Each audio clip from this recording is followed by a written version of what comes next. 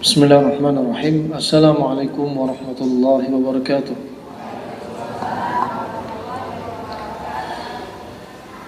Alhamdulillah. Alhamdulillahi wahdah. Wassalatu wassalamu ala man la nabiyya ba'dah. Wa sallallahu alaihi wa ala alihi wa ashabihi ajma'in. Amma ba'du, alhamdulillah. Bapak, ibu-ibu jamaah Masjid Al-Muhajirin Jati Keramat Indah Bekasi, segala puji bagi Allah Subhanahu wa taala. Allah perjumpakan kita kesekian kalinya dalam kajian-kajian tematik, dan kajian kita kali ini kajian untuk mempersiapkan diri kita menjelang Ramadan dengan tema konsep menjaga kesehatan tubuh jelang Ramadan. Allah Subhanahu wa taala menjadikan makhluknya, ciptaannya sebagai hikmah agar kita mengagungkan Allah Subhanahu wa taala. Termasuk Allah ciptakan masa, waktu. Allah ciptakan makhluknya dari hewannya, manusianya, udaranya, makanannya, minumannya. Itu semua ada hikmah. Dan juga demikian Allah jadikan waktu terkhusus bulan Ramadan itu juga ada padanya hikmah. Bahkan Allah jadikan syariat puasa diwajibkan oleh Allah untuk hambanya yang beriman di bulan Ramadan, itu juga ada hikmah. Sebagaimana Allah berfirman, inna iddatash syuhuri indallah 12 syahran fi kitabillah. Bahwasanya Allah Subhanahu wa taala menjadikan di sisi Allah itu ada 12 bulan yang disebutkan dalam Alkitab. Dalam surat At-Taubah ayat 36. Dalam sabda Nabi SAW juga demikian. Allah jadikan hari, Allah jadikan bulan, itu juga ada hikmah. Allah jadikan syariat, itu juga hikmah. Tak luput dari nama-nama Allah Subhanahu wa taala. Allah Subhanahu wa taala Asmaul Husna, di antaranya nama Allah Al-Hakim. Allah Maha Bijak. Allah sangat bijak menjadikan puasa untuk hamba Allah yang beriman. Kebijakan Allah ini berdampak kebaikan untuk diri kita. Seandainya kita nggak ada syariat puasa, dosa kita bakal numpuk, racun dalam tubuh kita bakal numpuk. Dan demikian Syekhul Islam Ibnu Taimiyah juga mengatakan semua syariat Islam itu adalah nutrisi lil abdan wal ruh wal qalb li ibadih. Bahwasanya semua nutrisi dalam Islam itu adalah termasuk, semua syariat dalam Islam adalah termasuk nutrisi. Nutrisi apa? Nutrisi bagi hati, juga nutrisi bagi jantung, nutrisi bagi badan kita, roh kita. Fabarakallahu fikum. Anda perhatikan juga di antaranya dengan nama Allah Al-Husna, Allah Sang Khaliq. Allah menciptakan diri Anda dengan nama Allah Maha Pencipta. Allah jadikan tubuh Anda yang disebutkan dalam firman-Nya, laqad khalaqnal insana fi ahsani taqwim. Anda benar-benar dicipta oleh Allah dalam keadaan yang paling sempurna. Ahsanus surah wa ahsanul qamah. Ahsanus surah wa ahsanul qamah. Allah ciptakan Anda dalam keadaan anatominya sempurna, fisiologinya sempurna. Allah juga berfirman, Sun Allahilladzi atqana kulla syai'. Allah juga menciptakan segala sesuatu. Ya, jika Allah menciptakan segala sesuatu, dijadikan oleh Allah apa? Betul-betul diitqankan. Allah nggak main-main. Betul-betul Allah mencipta dengan detail dan teliti.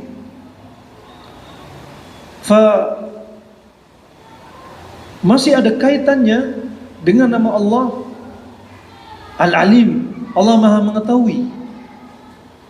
Allah Maha Mengetahui. Allah mencipta tubuh kita. Allah tahu kita semua ada saatnya tubuh kita butuh dipuasakan, gak boleh makan terus. Juga disebutkan dalam hadis Nabi SAW, di antaranya sekian banyak hadis disimpulkan oleh Imam Nawawi sampai beliau mengatakan makruh hukumnya menjadikan makan setiap kali makan harus sampai kenyang. Makan sampai kenyang hanya sekali-kali. Kemudian ada nama Allah yang lainnya, Al-Khabir. Nama Allah Al-Khabir. Allah detail, tahu persis apa yang ada terjadi di sekitar kita dan diri kita. Bahkan Allah tahu isi hati kita. Ciptaan Allah ini detail banget. Manusia nggak bisa mencipta sebagaimana apa yang Allah cipta dari diri mereka sendiri. Anda perhatikan, dari semua ini gak ada ceritanya di dalam tubuh kita Allah ciptakan organ gak ada fungsinya. Adab seorang muslim, hamba Allah yang beriman, jangan pernah bilang usus buntu adalah organ tambahan, gak diketahui fungsinya. Jangan pernah bilang kalau kena batu ginjal buang saja, kalau kena batu empedu buang saja empedunya. Empedu itu nggak punya fungsi. Ini semua termasuk apa? Ucapan orang yang jahil. Afahasibtum annama khalaqnakum abatha, afahasibtum annama khalaqnakum abatha wa annakum ilaina la turja'un. Apakah Anda mengira kami menciptakan diri Anda sia-sia begitu saja? Dicipta, dibiarin gak beribadah. Dicipta, dibiarin makan, minum, foya-foya. Tapi diperintah oleh Allah untuk apa? Ibadah. Ya. Wa annakum ilaina la turja'un. Apakah Anda gak kembali kepada kami? Di sini juga Anda tadabburi. Allah menciptakan diri kita juga gak main-main. Gak ada ceritanya organ tambahan dalam tubuh ini walau sehelai rambut itu ada fungsinya. Satu jengkal organ tubuh kita di tubuh kita ada fungsinya. 1 senti, 1 milimeter pun ada fungsinya. Allah nggak menciptakan tubuh kita sia-sia. Sun'allahilladzi atqana kulla syai', sempurna banget. Fa ini rahmanakumullah jami'an. Anda bayangkan juga ketika Allah Subhanahu wa taala menciptakan tubuh kita dan tidak sia-sia semua diciptakan dalam tubuh kita. Dari masalah psikis kita, fisik kita, organ tubuh kita, semua Allah ciptakan ada maksudnya. Dan intinya dianjurkan untuk ibadah. Jangan seperti orang-orang yang tidak beriman kepada Allah dan Rasulnya. Sebagaimana Allah katakan, وَالَّذِينَ كَفَرُوا يَتَمَتَّعُونَ وَيَأْكُلُونَ كَمَا تَأْكُلُ الْأَنْعَامُ. Adapun mereka yang tidak beriman kepada Allah dan Rasulnya, mereka orang-orang yang kufar, mereka itu merasakan nikmat dunia dan makan makanan yang disediakan Allah, tapi mereka seperti binatang ternak. Kalau bahimatul an'am, binatang ternak yang disebutkan di dalam Al-Quran, yang dimaksudkan hanya 3: sapi, onta, kambing, cuma itu. Lihat binatang ternak, mereka dicipta oleh Allah, tapi mereka nggak beribadah kepada Allah Subhanahu Wa Taala. Hanya makan, tidur, buang air kecil, buang air besar. Demikian binatang ternak. Adapun mereka yang nggak beriman kepada Allah dan Rasulnya, mereka makan, minum, merasakan nikmat dunia, tapi tambah memusuhi Allah. Merasakan nikmat dunia, tambah memusuhi Allah dan Rasulnya dan umatnya Nabi SAW dan hamba Allah Subhanahu Wa Taala tambah dimusuhi. Dan mereka tidak ibadah kepada Allah Subhanahu Wa Taala.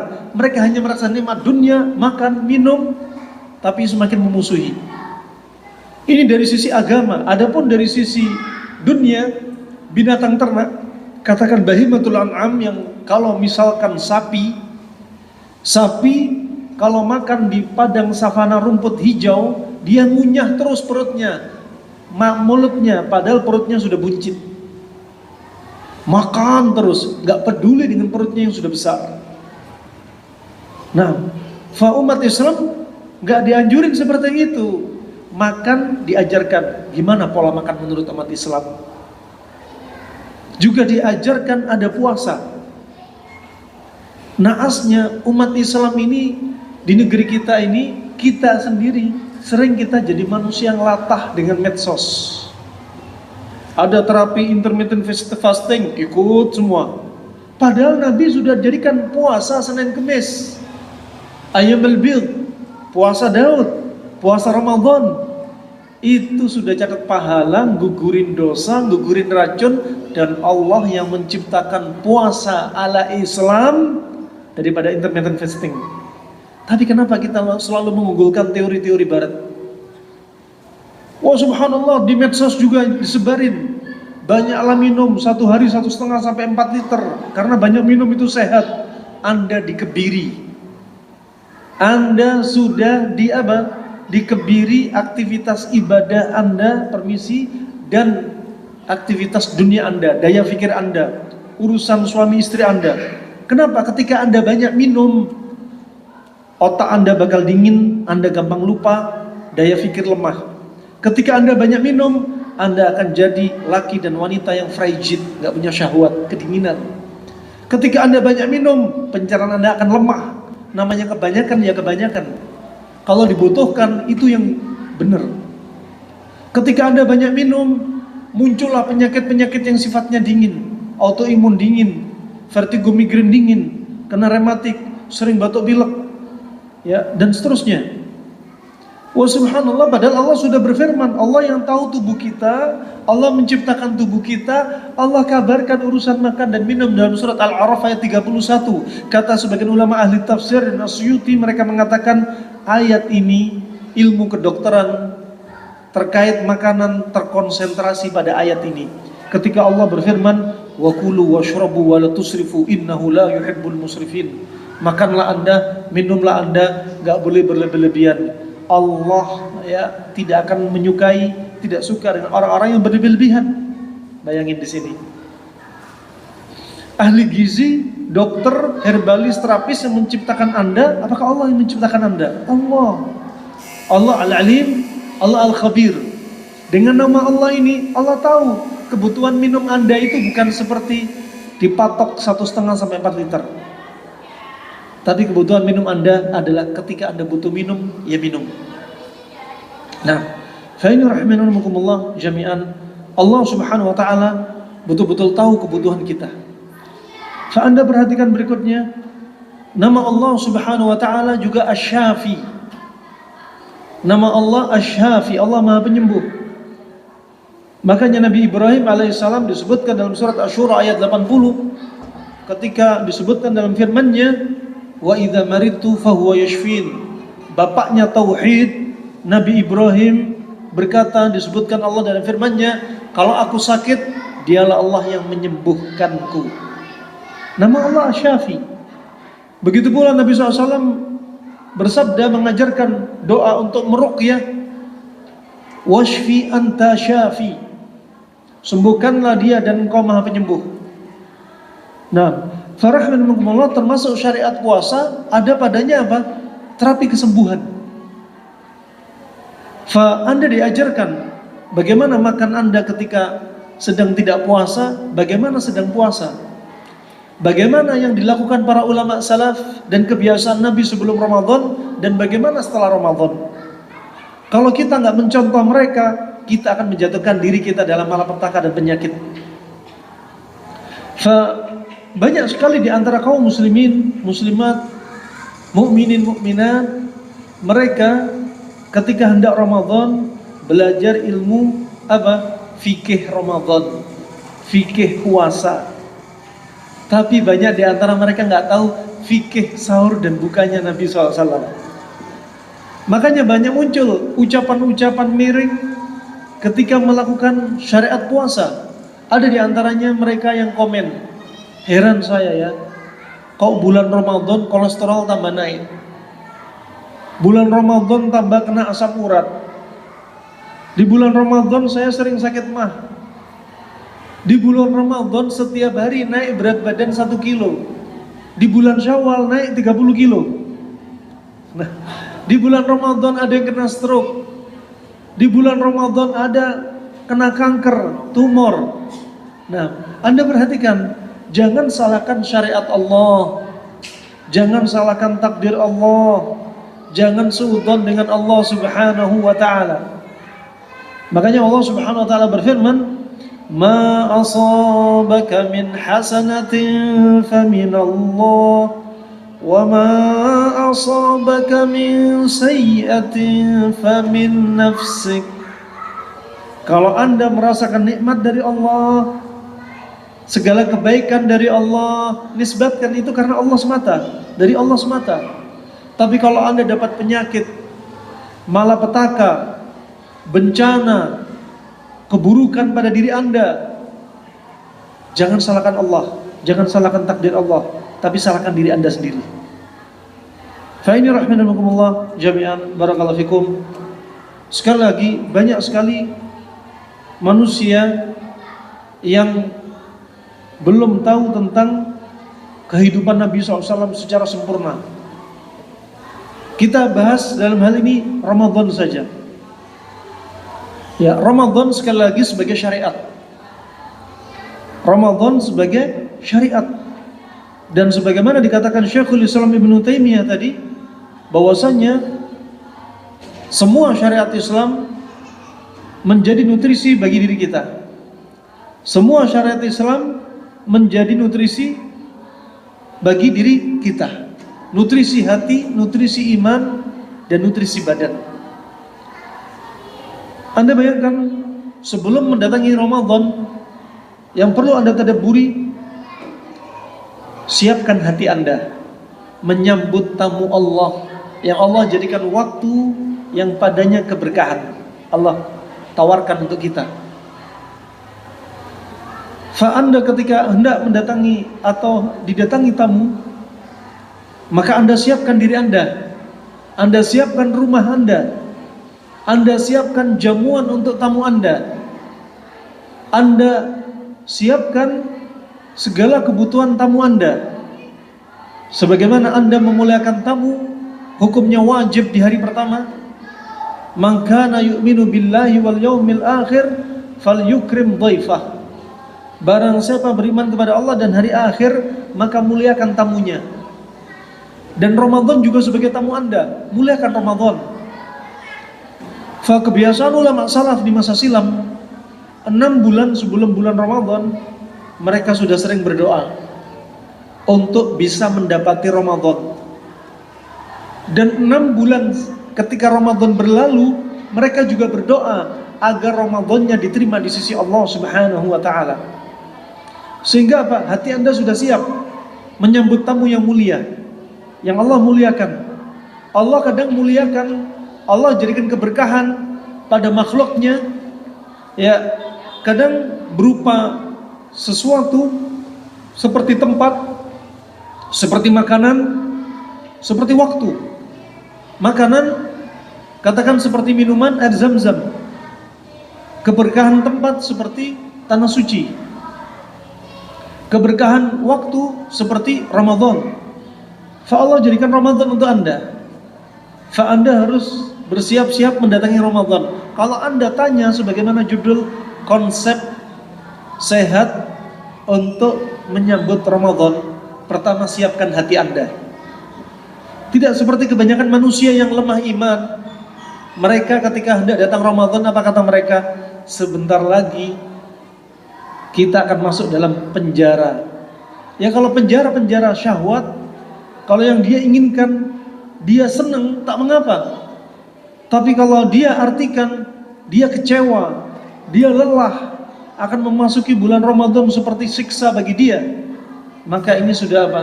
Sudah awal mula hati yang sudah tidak dikondisikan untuk menyambut syariat Allah, tamu Allah, alias nutrisi untuk dia, pencuci dosa dan racun dia.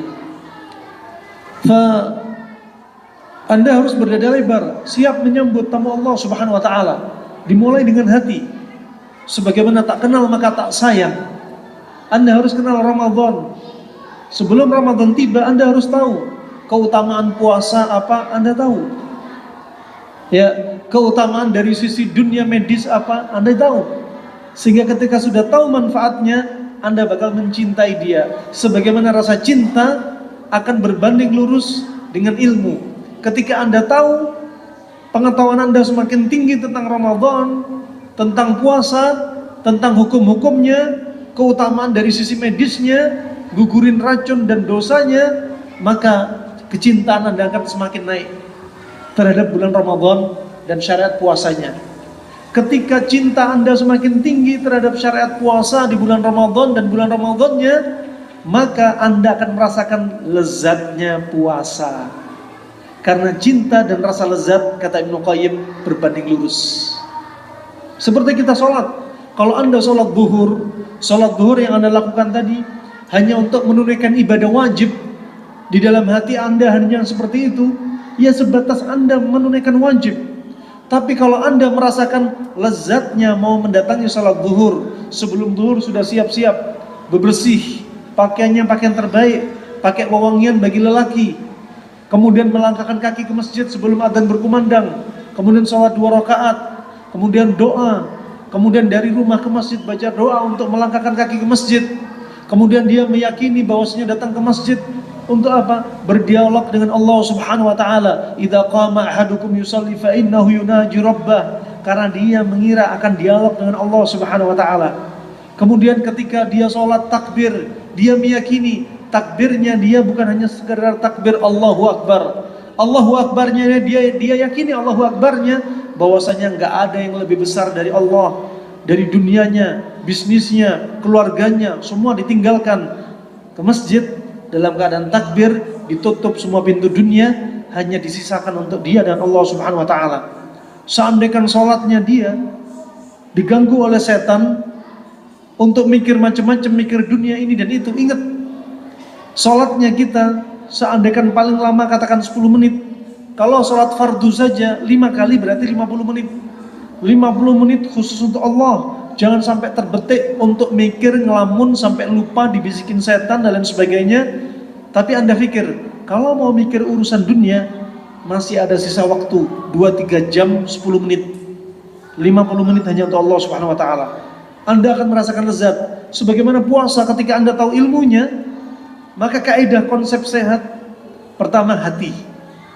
Bangun hati dari awal. Anda bakal mendapati Ramadan. Bahkan disebutkan Nabi SAW, wa Ramadan ila Ramadan mukaffiratun lima bainahun, lima jutunibatil kabair.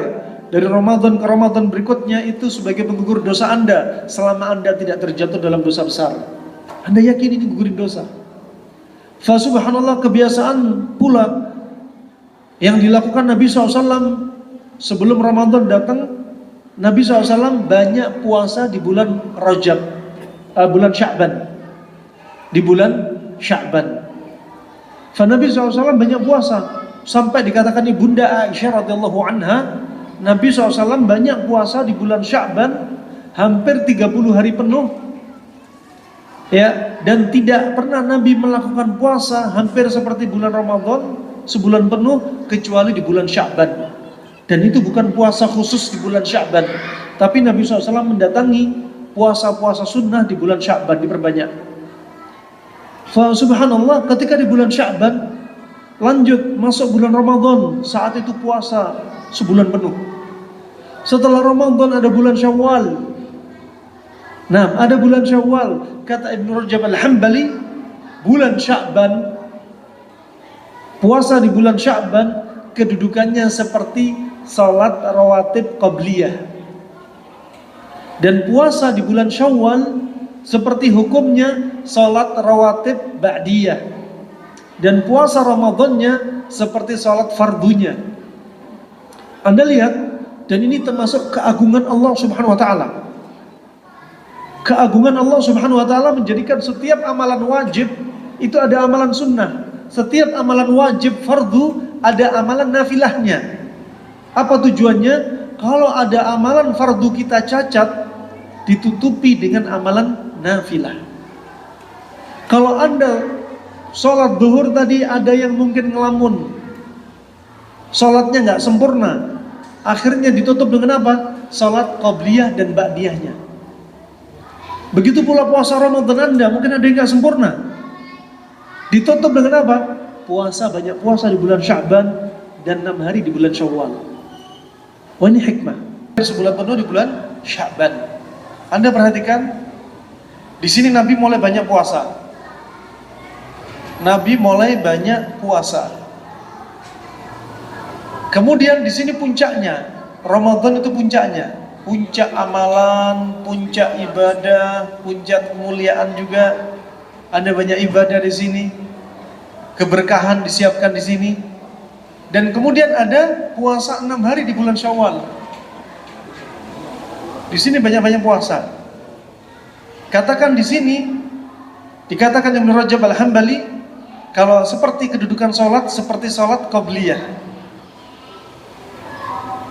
Seperti sholat qobliyah. Yang di sini seperti sholat ba'diyah. Kita perhatikan, di sini Anda mulai sholat, mulai banyak puasa.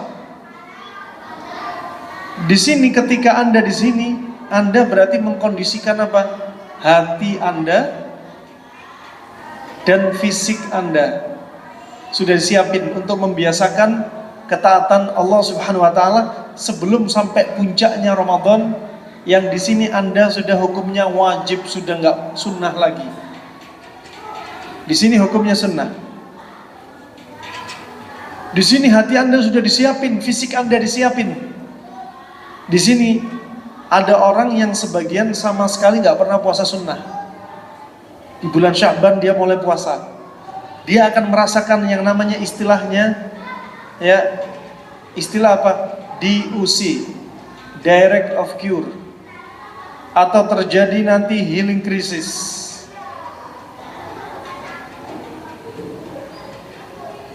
Ketika terjadi seperti ini, yang tadinya nggak pernah puasa, tiba-tiba puasa, dia bakal mengalami apa? Efek pusing, demam, kembung, lemas, nyeri pinggang, kemudian BAB, BAK lebih, dan seterusnya. Akan dialami di sini. Ketika Anda sudah sampai 1 Ramadan, sebulan penuh, 29 atau 30, Anda sudah tidak lagi mengalami ini. Ini sudah tidak terjadi di sini. Terjadinya di bulan Sya'ban. Sehingga apa? Anda sudah tidak heran dengan istilah puasa, karena sudah didahului. Hati sudah terbentuk, fisik sudah terbentuk. Tinggal Anda datengin, Masya Allah, ibadah dengan nyaman, produktivitas ibadah dan kerja semakin meningkat. Anda semakin gak banyak makan, Anda bekerja semakin produktif, mata semakin terbelalak lebar. Anda kebanyakan makan, Anda tambah lemah, daya pikir pun lemah.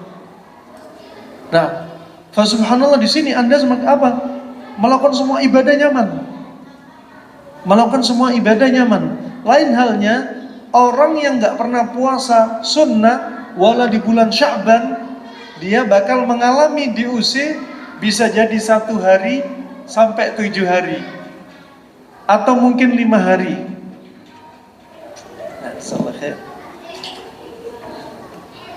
Atau mungkin 5 hari.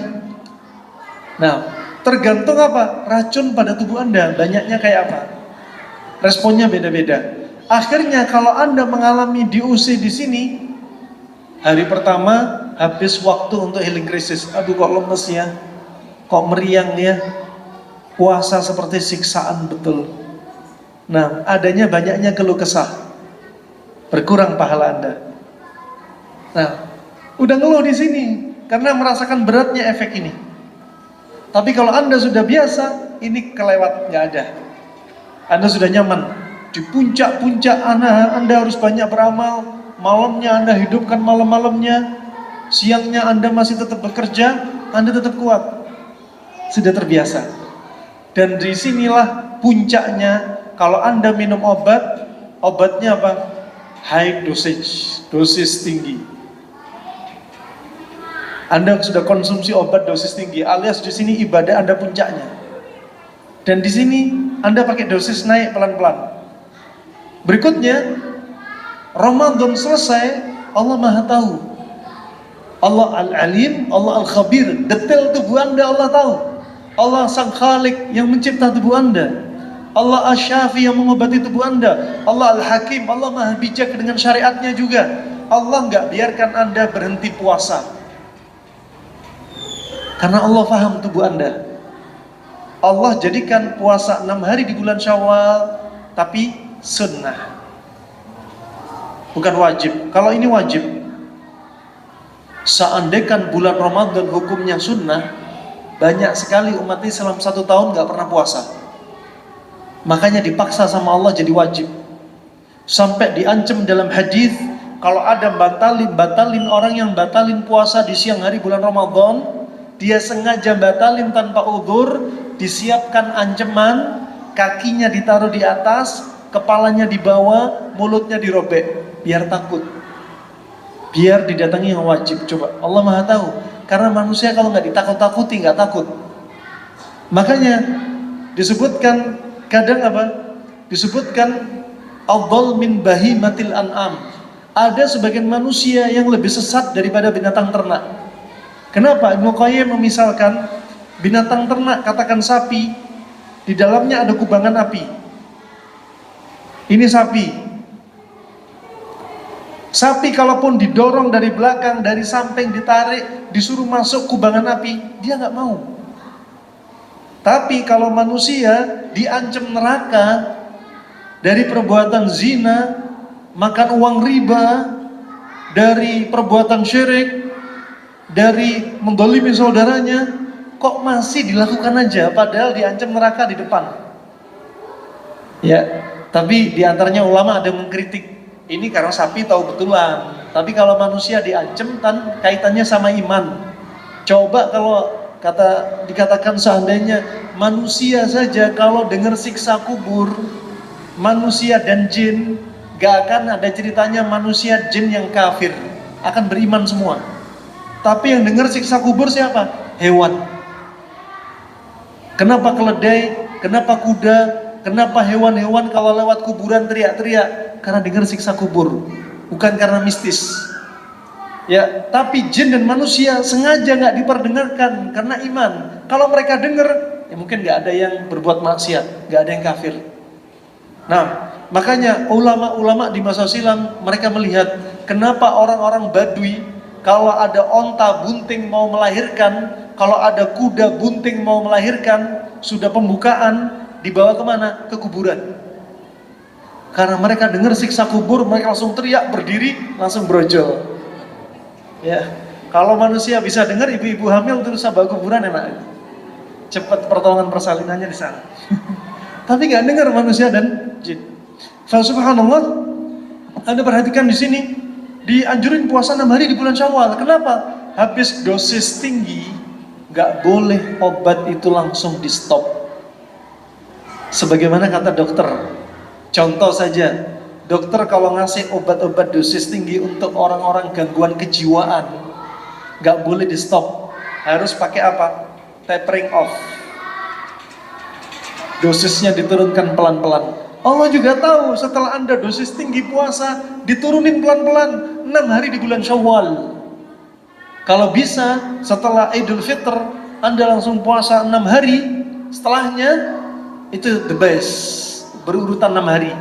Tapi kalau nggak bisa, yang penting Anda ada puasa 6 hari. Baik, ini rahmanakumullah jami'an. Ini faedah pertama. Faedah berikutnya, Anda perhatikan faedah berikutnya. Ini puasa dalam apa? 1 tahun. Sekarang kita lihat puasa dalam satu pekan. Puasa dalam satu pekan. Anda lihat puasa dalam satu pekan. Ini hari ke-1, katakan hari Ahad. Sampai ini 7 hari, hari Sabtu.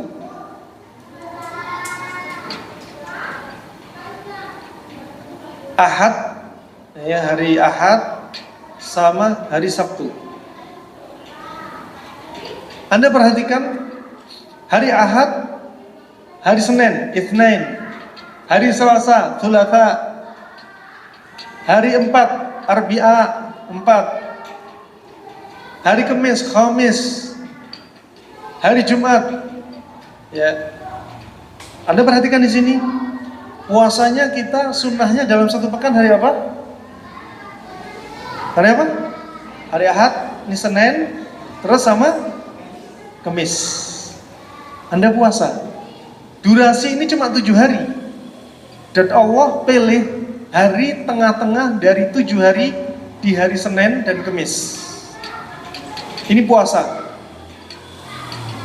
Yang diantara keutamaannya, amalan-amalan diangkat. Dan Nabi SAW berharap amalan yang diangkat terbaiknya pada hari Senin dan Kamis adalah puasa. Dan Nabi sering puasa Senin dan Kamis. Taib. Senin puasa, Selasa, Rabu nggak puasa. Kemudian Jumat nggak puasa, karena Jumat itu apa? Hari Idnya orang Muslim setiap pekan. Hari Id yang dirayakan cuma 3. Dalam pekan cuma hari Jumat. Dalam 1 tahun Idul Fitri, Idul Adha.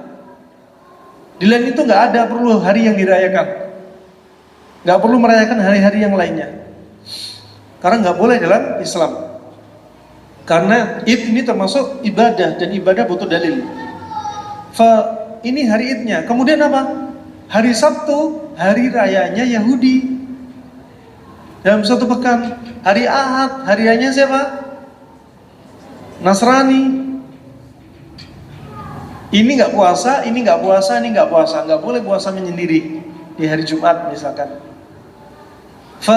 Anda perhatikan di sini Senin Kamis puasa. Ini makannya misalkan nggak terjaga, terus puasa lagi. Di sini apa? Dosa dan racun dibersihkan dalam 1 pekan. Kita lanjut lagi. Dalam 1 bulan. Dalam 1 bulan itu ada bulannya, kalau bulan Qamari, ya Qamariyah berarti 1 sampai 29 atau 30 hari. Ya, 1 sampai 29 30 hari. Hari tengah-tengahnya berapa? 13, 14, 15. Puasa apa? Ayyamul bid. Di antara keutamaannya puasa ini yaitu apa? Yudhibu wahra as-sadr. Menghilangkan penyakit dada. Selain menghilangkan dosa, racun, menghilangkan penyakit dada. Kalau ada di antara kita gampang marah, gampang dendam, gampang iri, gampang hasad, gampang dengki, hatinya busuk, hatinya beracun, hatinya kotor, sering ghibah, sering namimah, Anda sering-sering puasa ini. Dia menghilangkan apa? Wahra as-sadr, penyakit hati.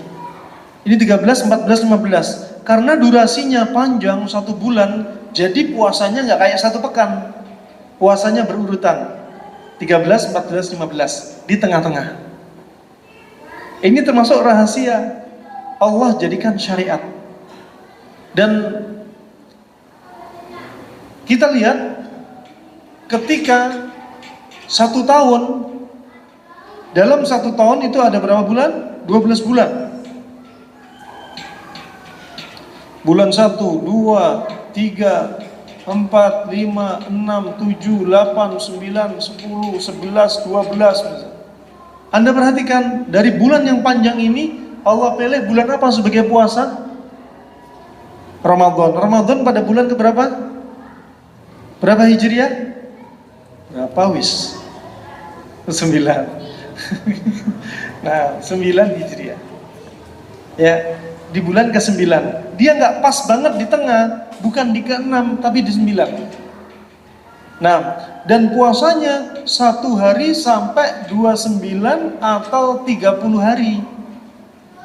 Karena durasinya 1 tahun 360 hari, jadi puasanya sebulan penuh. Mutawalian, nggak boleh putus-putus. Kecuali bagi mereka yang sakit, haid dan nifas, ada bapak ibu yang sudah tua renta, sudah nggak mampu puasa, itu dapat uzur. Kalau nggak dapat uzur, ini wajib. Nah, dan di sini sekali lagi puasanya sudah bukan sunnah tapi wajib. Kenapa? Karena Allah tahu kita butuh puasa-puasa ini. Kalau nggak pernah sama sekali dijadikan wajib, ini minimalnya harus didatengin. Makanya Nabi SAW bersabda, "Idza salatil mar'atu khamsaha wa shamat syahraha wa hasanat farjaha wa ata'at ba'laha dakhalat jannah haitsu sya'at." Kalau ada seorang wanita sholat 5 waktunya, sholat fardunya aja, belum sholat rawatib dan sunnah, dan mereka puasa Ramadannya, cuma puasanya aja, puasa Ramadan saja yang wajib, belum puasa yang lainnya, dan wanita itu menjaga kemaluannya, kehormatannya, ini gampang semua 3 yang pertama, yang 4 ini berat. Dan wanita itu mentaati suaminya, ini yang paling berat, PR. Ya, maka dia akan masuk surga di mana saja dia ingin mau masuk surga. Coba, surga bagi wanita. Tapi kenyataannya susah. Banyak wanita teriak-teriak sama suami. Nah, setiap hari kami dapat kasus pasien kayak gitu. Ada yang ibu-ibu stroke, yang anaknya kena adenomyosis, endometriosis, kena varises rahim, kena kanker serviks. Ujung-ujungnya si ibu ini dendam sama suaminya sendiri. Si anak kecewa sama bapaknya karena merasa ibunya dikecewakan. Coba, kayak gitu terus puter-puternya. Padahal surganya wanita di rumah. Tapi kenapa nggak sabar dengan yang di rumah? Nah, ini rahimahumullah jami'an. Makanya ada puasa juga untuk kaum wanita, juga puasa. Ketika mereka biasa teriak kepada suami, mengangkat suaranya di hadapan suami, ketika bulan Ramadan hati-hati. Kalau ini nggak dirubah, Allah nggak butuh puasanya wanita semacam ini, yang hanya menjaga lapar dan dahaga tapi lisannya nggak dijaga. Nah, fabarakallahu fikum rahimakumullah. Ya, kita perhatikan di sini bahwasanya Allah Subhanahu wa taala, ketika kita mengetahui syariat, kita semakin tahu agungnya Allah Subhanahu wa taala. Kehendak Allah, juga fi'lullah, perbuatan Allah, tak luput dari hikmah. Tak luput dari hikmah. Yang kadang kita mengira itu jelek untuk kita, ternyata itu adalah sesuatu yang baik untuk kita. Ya. Oleh karena itu, ini namanya iman. Kita mengimani Allah Subhanahu wa ta'ala dengan segala wujud syariatnya dan takdirnya. Anda perhatikan sebagaimana disebutkan oleh Imam Al-Mawardi dalam kitabnya Adabud Dunya wad Din. Dalam Adabud Dunya wad Din disampaikan tentang hikmah dari rukun Islam. Rukun Islam saja dari 5 rukun ini itu ada hikmah. Anda perhatikan rukun Islam yang pertama dengan syahadat, itu sangat simpel, menunjukkan kalau ada orang non muslim pengen masuk Islam, cukup bersyahadat. Awalnya cukup bersyahadat, dan syahadat dengan lisan, nanti diikuti hati, keyakinan. Ini awal saja, orang sudah bersyahadat saja di awal dengan hatinya, sudah dia dikatakan beriman. Dengan lisan masuk Islam gampang. Kemudian yang berikutnya, rukun Islam yang kedua, salat. Setelah mengucapkan dengan syahadat, kemudian ada kewajiban berikutnya, salat. Kewajiban berikutnya apa? Salat. Ketika dia salat, berarti ada apa? Tambahan. Di dalam salat ada zikir-zikir termasuk ucapan. Di dalam salat ada gerakan-gerakan salat yang dicontohkan Nabi SAW. Berarti tambah. Habis ucapan, di sini ucapan dan gerakan. Berikutnya zakat. Dan rukun Islam, zakat ini kenapa tidak jadi rukun Islam yang pertama? Kenapa? Tabiatnya manusia apa? Khuliqa halu'a. Mereka banyak kikir, pelit, dan banyak keluh kesah. Inilah manusia. Dan oleh karena itu zakat jadi apa? Rukun Islam bukan yang pertama. Kata Imam Al-Mawardi rahimahullah ta'ala, seandainya rukun Islam yang pertamanya adalah zakat, bakal sedikit sekali orang mau masuk Islam. Karena urusan harta, manusia sering mikir berkali-kali. Kadang di antara manusia ketika beli hobi kendaraan, hobi sepeda goes, yang ibu-ibu hobi beli tas, beli sepatu, beli hijab dengan merek-mereknya. Ketika infak sedekah, mikir berapa ya? Ketika urusan dunia nggak dipikir panjang. Nah, sebagian bapak juga demikian. Ketika urusan infak sedekah mikir. Ketika apa? Idul Adha, kalau mau beli kambing yang paling murah. Nah, ketika urusan dunianya, wah yang paling top, semua merek, branded dan lain sebagainya. Fa ini rahmanakumullah jami'an, barakallahu fikum. Berikutnya, Anda perhatikan berikutnya, rukun Islam setelahnya baru puasa. Di dalam rukun Islam yang puasa ini terkumpul di dalam rukun Islam yang puasa, di situ Anda juga ditambahi terkait ucapan yang tadinya masuk Islam syahadat di bulan Ramadan sampai dijuluki Syahrul Quran. Anda banyak-banyak membaca Al-Quran. Kemudian di bulan Ramadan yang rukun Islam kedua tadi sholat, di bulan Ramadan ada syariat tambahan, sholat tarawih. Ada rukun Islam yang ketiga zakat. Di bulan Ramadan Anda dianjurin banyak infak dan sedekah. Semua ngumpul di sini. Makanya sampai Nabi SAW bersabda, ya afdhalus sadaqah sadaqatun fi Ramadan. Sebaik-baik sedekah adalah sedekah di bulan Ramadan. Sebaik-baik sedekah adalah sedekah di bulan Ramadan. Nah ini. Kemudian juga demikian ketika haji. Semakin naik lagi. Anda butuh fisik kuat, butuh harta yang tidak sedikit. Ya, Anda di sana juga ada dabah, nyembelih di sana.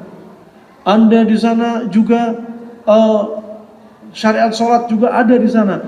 Dan hawanya panas, semua ngumpul di situ terus. Dan demikian Islam dengan rahmahnya menjadikan syariat Islam ini pelan-pelan, step by step, naik terus, dosisnya naik.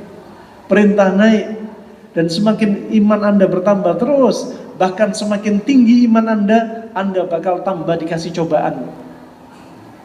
Ya, la yazalu al-bala' bil mu'min wal mu'mina fi nafsihi wa waladihi wa malihi hatta yalqa Allah wa ma'alaihi khati'ah. Senantiasa Anda bakal dikasih cobaan terus, laki dan perempuan. Harta Anda, anak Anda, diri Anda dikasih cobaan terus. Gak akan ceritanya ada stop. Alhamdulillah selesai cobaan kemarin pandemi, nanti ada lagi cobaan yang lain. Alhamdulillah saya sudah selesai dari penyakit ini, nanti dikasih penyakit yang lain.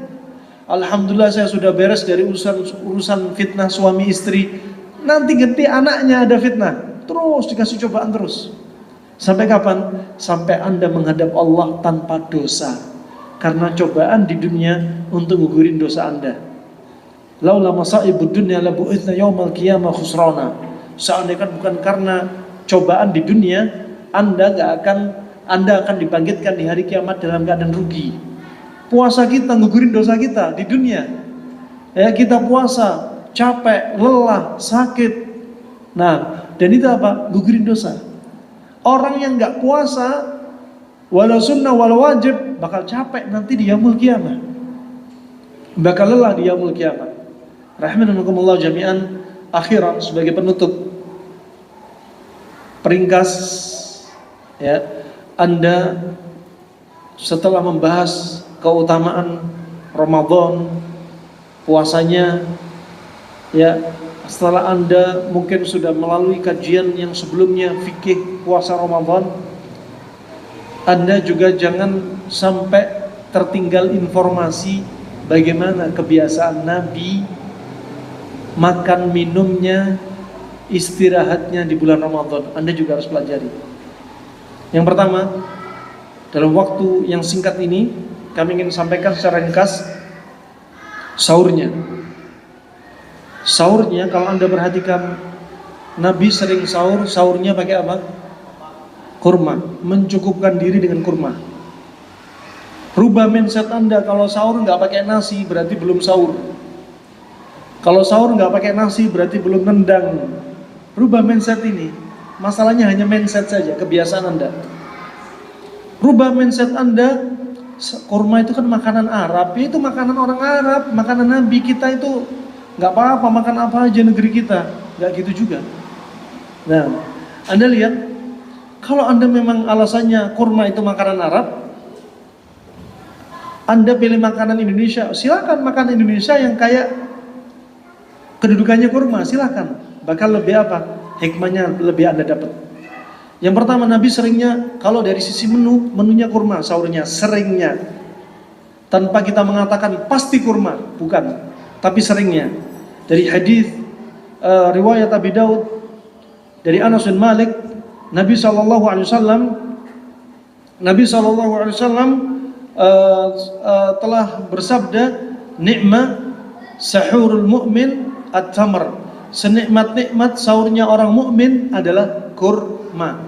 Senikmat-nikmat menu sahurnya orang mukmin kurma. Anda perhatikan kurma ini, Masya Allah. Anda makan kurma gak banyak waktu ngunyah. Anda makan nasi, ya Allah, bisa selesai itu setengah jam, nasi sama lauk sama kerupuk, masih dengan aneka ragam menunya. Anda kurma sebentar, tapi betul-betul mewakili kalori Anda. Anda lihat, satu centong nasi kalorinya 138 kalori, beratnya 100 gram. Nah, sedangkan kurma 100 gram kurma itu isinya kalau sukari sekitar 6 atau 7 biji. Kalorinya 380 kalori. Berarti besaran mana? Kurma. Sedikit tapi Masya Allah berat isinya. Vitaminnya lengkap. Ada yang mengatakan cuma 2 vitamin yang nggak ada dalam kurma. Anda lupa waktu apa yang disebutin oleh ahli laborat. Kemudian kalorinya Masya Allah, kebutuhan untuk tubuh sudah cukup.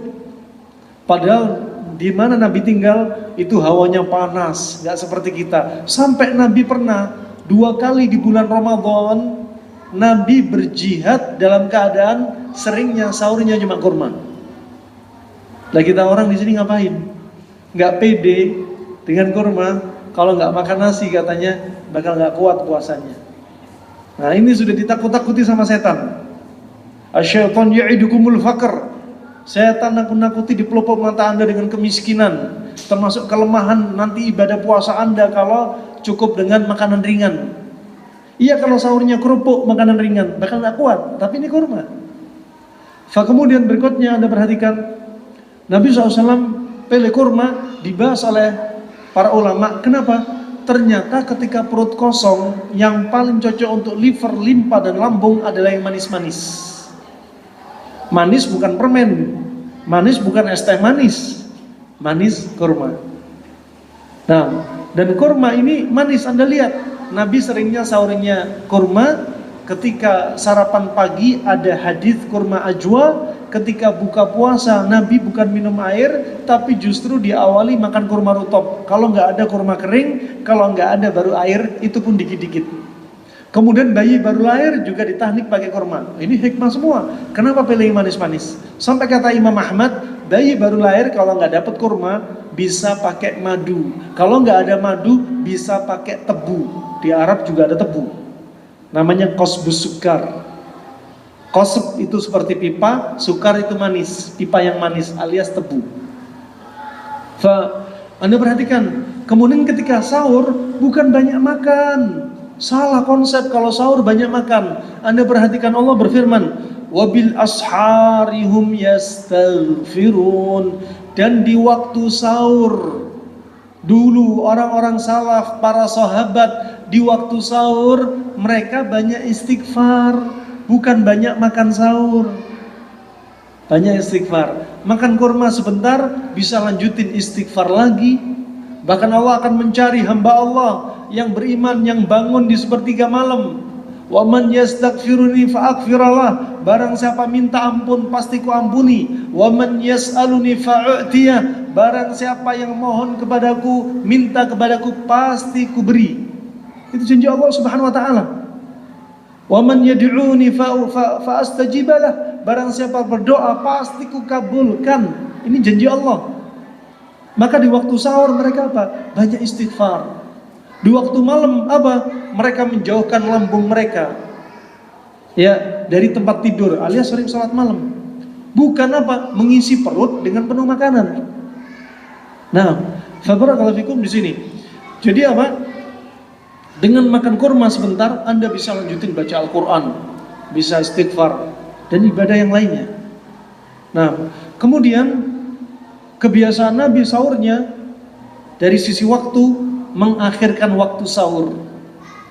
Sampai disebutkan dari hadis Anas bin Malik, diperkirakan seperti seseorang membaca Al-Quran 50 ayat, yang ayatnya nggak terlalu panjang, nggak terlalu pendek, yang bacaannya nggak terlalu cepat, nggak terlalu lambat. Kalau kita konversi ke waktu di negeri kita, katakan sekitar 15 menit atau 20 menit sebelum adzan, itu waktu sahur terbaik. Dan Nabi mengakhirkan waktu sahur, dan ini waktu sahur terbaik. Sebagian di tempat kita salah paham. 15 menit sebelum adzan, imsak. Waktu sahur terbaik, disuruh nggak boleh makan. Makanya diakhirkan waktu sahur. Wah, Anda perhatikan kalau ahlul kitab, mereka justru nggak ada syariat sahur. Ahlul kitab, mereka nggak ada syariat sahur. Sedangkan kita dianjurkan sahur dan itu diakhirkan. Sampai disebutkan dalam riwayat Imam Ahmad, kalau Anda menu sahurnya nggak dapat menu makanan apapun, tak mengapa walau sahur dengan air beberapa teguk saja, demi menyelisihi ahlul kitab. Khalifu al-Yahud wan Nasara. Anda harus selisih mereka, jangan serupai mereka yang mereka nggak ada syariat sahur. Anda selisih dengan minum walau air beberapa teguk. Dan untuk mendapatkan keutamaan, tasahharu fa inna fis sahuri barakah. Sahurlah Anda, karena pada sahur itu ada padanya keberkahan. Berkah. Ya, dan cukup dengan kurma apa teman? Kalau nggak ada ya apa aja, minimal dapat keberkahan dan Anda menyelisih ahlul kitab, menjalankan sunnah. Nah, sahurnya diakhirin. Kemudian kalau Anda habis makan kurma, Anda jangan langsung minum. Biarkan kurma itu dicerna. Kurma dicerna hanya butuh waktu 10 menit, 15 menit. Dan waktu sahur terbaik sekitar seseorang baca 50 ayat, alias katakan 15 atau 20 menit. Anda kurma dan Anda minum airnya, usahakan 10 menit setelah makan kurma, 15 menit setelah makan kurma, sehingga kurma betul-betul hancur di lambung. Setelah itu Anda dengar suara adzan. Itu the best. Kalau Anda sahur kurma langsung minum, kurma belum hancur, Anda bisa sakit mah, Anda bisa sakit perut. Apalagi kalau sahurnya ayam, bebek, kambing, nasi, ya, masih ada pakai menu-menu yang berat yang lainnya. Langsung minum. Nah, ini jadi masalah. Jadi makanan belum hancur, akhirnya apa? Masuk ke dalam perut. Jadinya apa? Perut bakal capek. Makanya hikmah Allah menciptakan lambung. Lambung ada 3 lapis, ada 5 enzim yang keluar setelah Anda makan, itu untuk menghancurkan. Kalau Anda sahurnya nasi, ya lonsai, Anda sahurnya rendang, Anda sahurnya sate, ini terlalu berat, belum hancur, Anda mau iqomah di tegak, mau adzan, Anda minum, akhirnya makanan belum hancur kedorong. Ini jadi masalah. Makanya habis sholat subuh ngantuk, mau berangkat ke kantor naik motor, matanya kayak dilem, ngantuk. Kenapa? Udah kecapean menu sahur. Nah, kecapean menu sahur, akhirnya produktivitas ibadah kurang. Harusnya dzikir pagi bisa, dzikir paginya di bawah selimut. Nah, dan terus malas, ngantuk, produktivitas lemah. Fa'inna rahimahumullah. Jadi apa? Justru makan ringan, kurma paling cocok. Kalorinya juga tinggi. Fabarakallahu fikum. Ini di antara hikmahnya. Kalau Anda tanya apa hukumnya sahur pakai nasi, pakai daging, ya halal. Gak ada urusan sama makruh sama haram. Silahkan Anda, tapi kalau mau tanya the bestnya, kalau tanya the best, ini loh the bestnya. Boleh mau sahur apa saja, boleh. Yang penting sahur yang halal, silahkan. Tapi kalau mau the bestnya, ini the bestnya. Kenapa? Jam 4 pagi sampai jam 12, kalau kita lihat teorinya, di zaman modern ini, jam itu jam tubuh sedang mencuci racun. Kalau tubuh mencuci racun, maka apa? Jantung sudah lelah memasok darah ke ginjal, ke liver, ke usus dan seterusnya. Ginjal capek memfilter racun. Liver capek untuk memetabolisme. Sudah lelah semua. Kalau Anda sahurnya berat, di jam berat, tubuh sudah berat, akhirnya apa? Bakal ngantuk. Cepat lelah. Jadi konsumsi ringan kurma ini membantu mencuci racun. Plus kurma membantu organ untuk melakukan tugasnya dan dia gampang dicerna. Ini diantara hikmahnya. Juga dalam hadis Nabi SAW, sedangkan Anda kalau nggak puasa, ada hadis terkait kurma ajwa. Man tasabbaha bisab'i tamratin ajwa lam yadurru fi dzalikal yaum as-sihr wala sum. Barang siapa yang sarapan paginya dengan 7 butir kurma ajwa, maka tidak akan membahayakan diri dia sihir dan racun. Cocok pagi hari jadwal nyuci racun, cocok. Nah, fa ini rahimahumullah. Jadi Anda habis sahur kurma, jangan langsung minum. Kasih jeda waktu. Ya. Apalagi Anda kalau makan berat. Kalau Anda makan berat langsung minum, ya belum hancur. Nah, kalau Anda sahurnya 2:30, ya terlalu awal, terlalu gasi. Ya, sahur itu diakhirin. Kemudian buka puasa diduluin, disegerain, alias adzan langsung buka. Apa hikmahnya? Biar antara sahur dan buka jeda waktu nggak terlalu panjang. Ini menunjukkan apa? Allah Rahim. Allah sayang sama kita, Ar-Rahman, sayang sama kita, syariat Allah. Allah nggak ingin dengan syariat puasa ini mencelakakan tubuh Anda. Ya, makanya subhanallah, kalau di daerah yang panas, disebutkan seorang dokter dari Mesir, makanya puasa kita itu nggak sampai lebih dari 16 jam. Ya, 12 jam atau 14 jam. Dan sahurnya diakhirin, bukanya disegerakan, biar nggak terlalu panjang. Ini sahur dekat adzan, katakan sekitar 15 menit, 20 menit. Yang ketika adzan berkumandang ketika maghrib, langsung buka. Tapi kalau tubuh kita lebih dari 16 jam kita puasa, tubuh kita bakal lemah, akan mengalami atrofi otot, saraf bakal kendor, fisik bakal lemah, usus bakal terlalu kering. Nah, terus bagaimana dengan daerah kutub yang dingin? Mereka puasanya bisa panjang banget karena mereka hawanya dingin, beda-beda. Semua ada hikmah. Semua ada hikmahnya. Nah, kalau buka puasanya disegerakan adzan, dan itu termasuk sunnah Nabi SAW.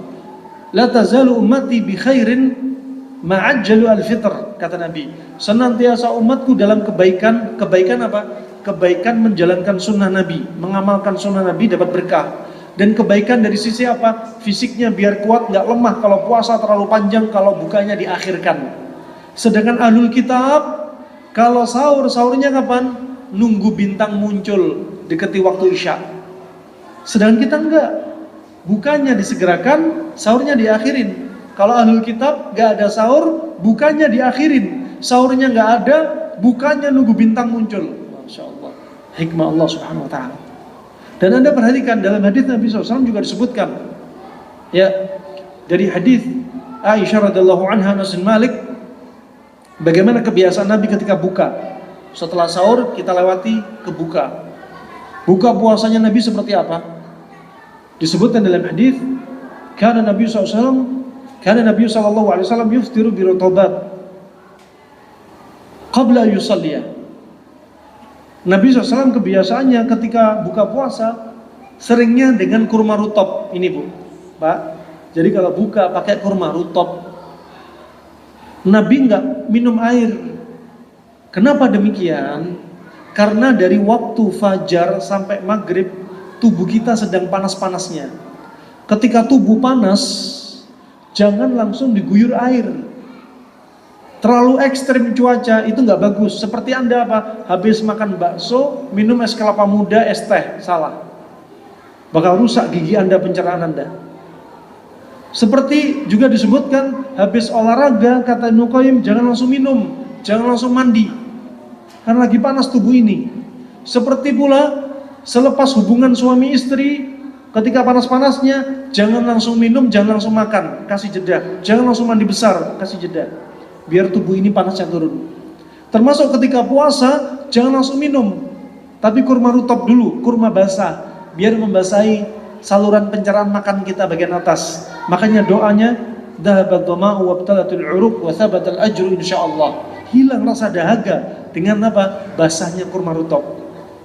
Kalau nggak ada kurma rutop, sebelumnya disebutin lafaz habis makan kurma qabla ayyusalliya. Di sini kata Syekh Ibnu Utsaimin rahimallahu taala, ada apa? Faedah latifah daqiqah. Ada faedah yang tersembunyi yang banyak kaum muslimin nggak tahu. Habis makan kurma disebutkan qabla ayyusalliya, artinya habis makan kurma langsung sholat.